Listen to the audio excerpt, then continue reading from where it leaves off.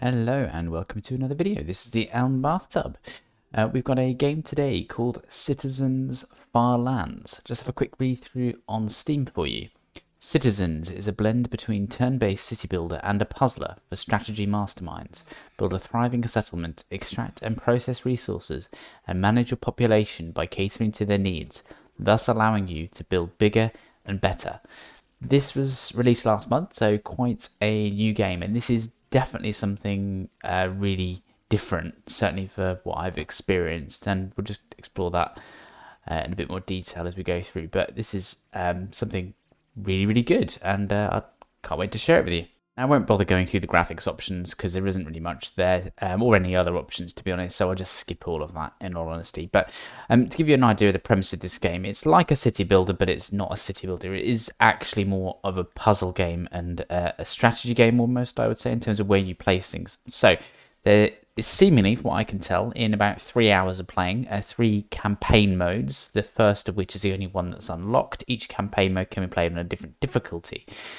It starts on an island, and each level is a separate setting, and the islands contain various resources. So to start with, just basics. So deers to hunt, trees and stone as you go through the game, unlocking all the different islands.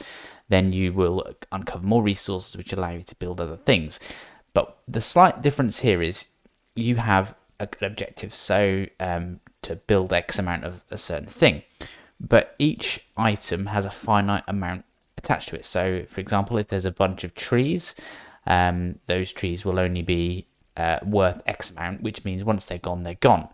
If you build a building, then where you place that building could demolish a resource to make way for the building. So you have to be very careful where you're placing the building, so you don't ruin your chances of obtaining a resource. Bearing in mind what I've just said, once the resource is gone, it's gone.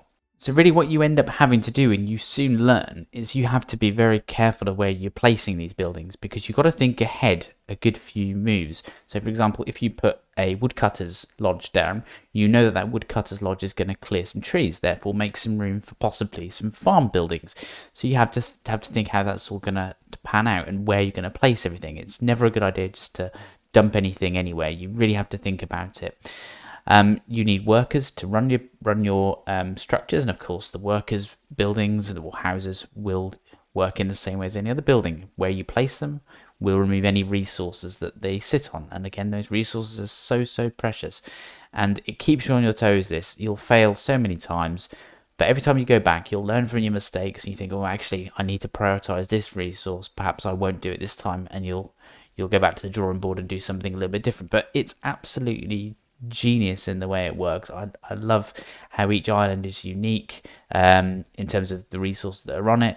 I like how the things that you can have on your island and the different buildings expand as you go through the level. So more and more different things and different missions to complete the level are given to you. So there's a lot of variation. The difficulty definitely does ramp up as you go through 100%, but you take all of the knowledge from the previous missions that you've done through to the further stages, so it all works in terms of teaching you how to play as you go. It is excellent. The tutorial is pretty good, it just gives you the basics, but it's definitely a puzzle game. In my view, I think the game looks really, really nice. I think everything looks the way it should in terms of the buildings that you're putting down. There's not much interaction with the buildings, so you don't see people really doing anything. It's very much not a game like that, so don't think this is a game where you're going to see people do very much, because you don't. You might zoom in, you might see a few people milling around on the building structure that they belong to, but it's really not about that. It's all about strategy and solving puzzles. It's literally all there is. But I think everything looks really nice. The scenery is excellent. I mean, it's not like the best graphics in the world, but for what it is, I think it's done superbly. The artwork is absolutely on point for the type of game it is, and it doesn't need to be any different to how it is. So well done to the developers on that one. So to win a level, and this is another slightly unusual feature of a game, to win a level is you have a certain amount of turns to complete the objective. Not necessarily that strange in itself, but what I really like is every time you place a building, it uses a turn. You can choose to skip a go, well, not skip a go, but progress into the next turn if you don't want to do anything. But placing a building will actually move you forward a turn, so therefore taking you closer to your target. So you do have to again take the extra element of strategy and puzzle into mind, because if you're placing a building because you think it's needed, well actually you're wasting a turn. So if you're running out of turns, make sure you're doing the right thing. And based on the way you actually win, it's all well and good knowing how the game works in terms of placing a building to get a resource, but you need to know how many goes you've got and how best to utilize those turns. So much to it, and the game does it so well.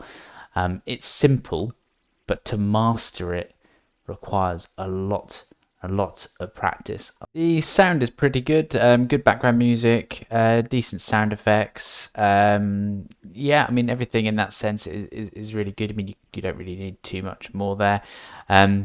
Perhaps a little ping when one of your building's resources depletes. I mean, I'm a bit torn on that in a way, because it would be nice to be told when one of your buildings has no more resources to use, so then you can demolish it and make room for another one. But actually, because it happens so frequently, on the flip side, you might end up with too many pings or too many notifications. So that one's neither here nor there, really. There's a couple of different game modes. So yes, you've got the campaign, which I detailed at the start. You've got like a free open mode, a creative mode, where you can build literally what you want when you want. And there is also a custom scenario one where you can basically specify the size of the map, the amount of resources, any enemies on it, which I'll come to in just a second, and any events.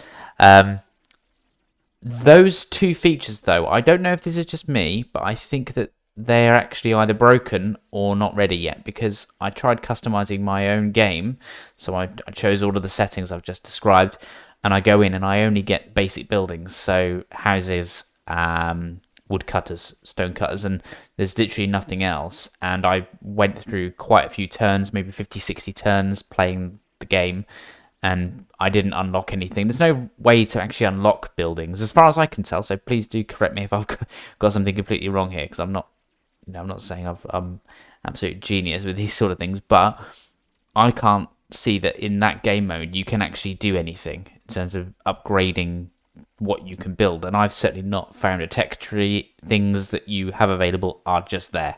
That's the way it seems to be, but I don't know, maybe they're not ready. Please do tell me if that's the case. But if they are broken, they would be negative points, of course. So yeah, another thing that I would maybe use or look at improving the game, with the buildings menu, you've got, I think, 4 or 5 different icons. So, for example, a housing section, a food section, raw materials section. If you click on those, you can see the buildings. Yes, you can then hover over the buildings, see what they are, see what they give you, which is great.